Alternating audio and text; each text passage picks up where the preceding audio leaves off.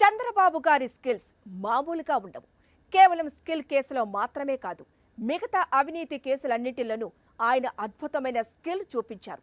ఏ అధికారులైతే పక్కా ఆధారాలతో ఆయన అవినీతిని బయటపెట్టారో వారితోనే ఇప్పుడు తన కేసులను నీరుగార్చేలా ప్లాన్ చేశారు.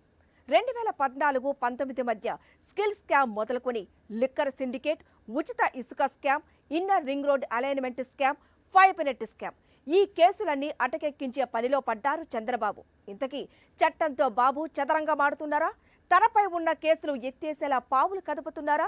నిందితులపై ఉన్న లుకౌట్ నోటీసుల ఉపసంహరణ దేనికి సంకేతం? బాబు అవినీతి నిగ్గు తేలాలంటే సిబిఐ ఎంట్రీ ఇవ్వాల్సిందేనా? దొంగే పోలీస్ అయితే దొంగ చేతికి తాళాలిస్తే నేనే దొంగ నేనే పోలీస్, ఇవేవి సినిమా టైటిల్స్ కావు.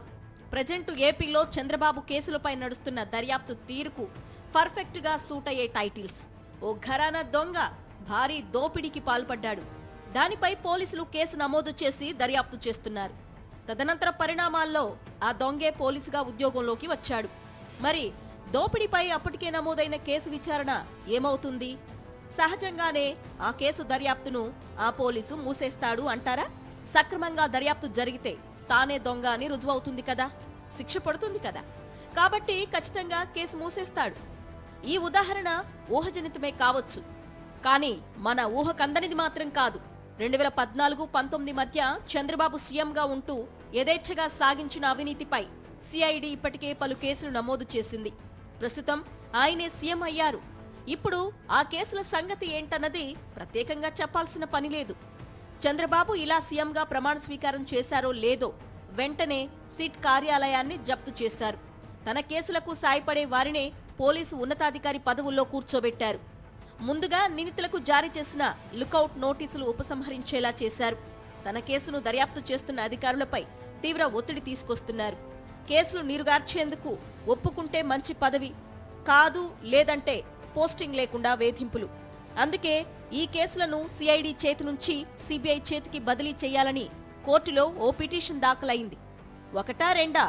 స్కిల్ స్కామ్ మొదలుకొని లిక్కర్ సిండికేట్, ఉచిత ఇసుక scam, inner ring road alignment scam, fibre net scam, వీటన్నింటిపైన సమగ్ర విచారణ సవ్యంగా సాగాలంటే సిబిఐ చేతిలో కేసు ఫైల్స్ పెట్టాల్సిందే.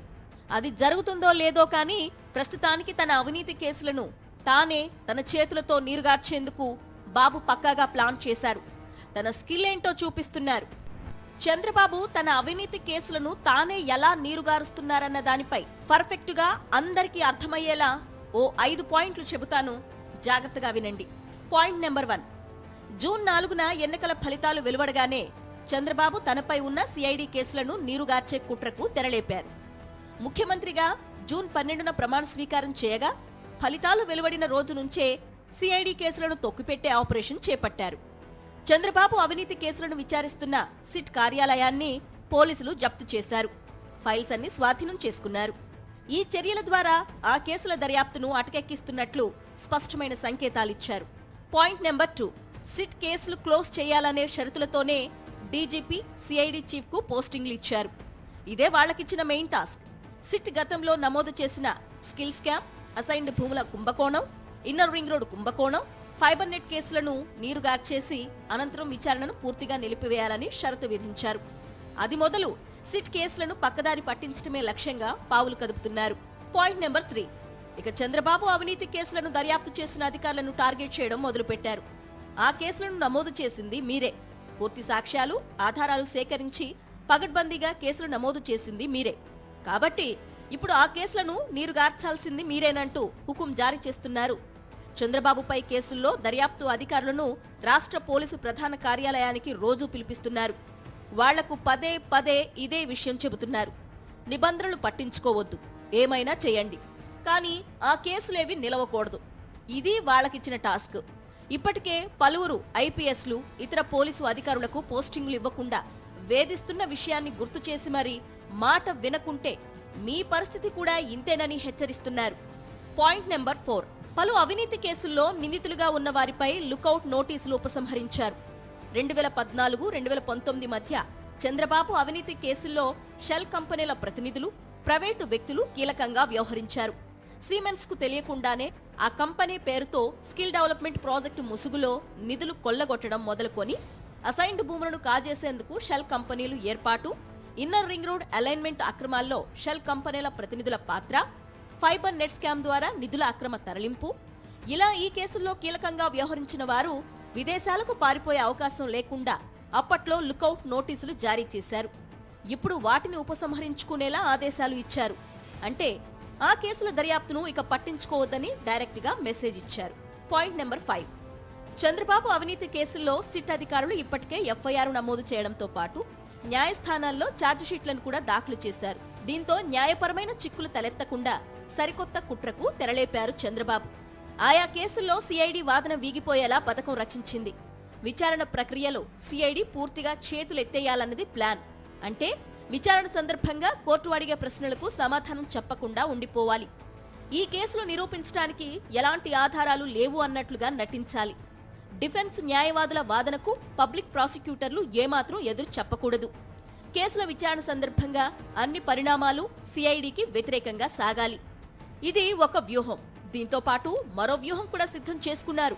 సిఐడి అభియోగాలకు తగిన ఆధారాలు లేవని, ఆ కేసులను ఉపసంహరించుకోవటమే సరైన చర్యని న్యాయశాఖ అభిప్రాయపడినట్టుగా ఓ నోటు తయారు చేయించి అనంతరం ఈ మేరకు రాష్ట్ర కేబినెట్ సమావేశంలో ఆమోద ముద్ర వేయించుకోవాలన్నది చంద్రబాబు అంతిమ లక్ష్యం. ఏదేమైనా తన అవినీతి కేసులను తానే నీరుగార్చడంలో చంద్రబాబు గారి విజన్ను ఖచ్చితంగా మెచ్చుకోవాలి. ఆయన స్కిల్ ఏ రేంజ్లో ఉంటుందో ఇంకాస్త స్పష్టంగా చెప్తాను వినండి.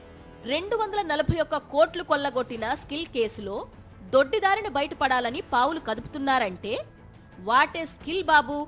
లిక్కర్ సిండికేట్ ద్వారా 1300 కోట్లు ఖజానాకు గండి కొట్టిన కేసును నీరుగార్చే కుట్ర చేస్తున్నారంటే వాటే స్కిల్ బాబు. ఉచిత ఇసుక పేరుతో 10,000 కోట్లు కొల్లగొట్టిన కేసు నుంచి అడ్డదారిలో బయటపడాలని చూస్తున్నారంటే వాటే స్కిల్ బాబు.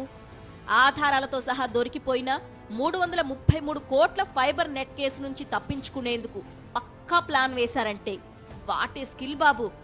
2,000 కోట్ల రూపాయల inner ring road alignment case నుంచి ఎస్కేప్ అయ్యేందుకు స్కెచ్ గీశారంటే వాటే స్కిల్ బాబు. మీ కేసుల్లో కీలక నిందితులుగా ఉన్న వారిలో కొందరిపై లుకౌట్ నోటీసులు ఉపసంహరించారంటే వాటే స్కిల్ బాబు. సీఎంగా ప్రమాణ స్వీకారం చేయగానే మీ కేసుల్ని దర్యాప్తు చేస్తున్న సిట్ కార్యాలయాన్ని జప్తు చేశారంటే వాటే స్కిల్ బాబు.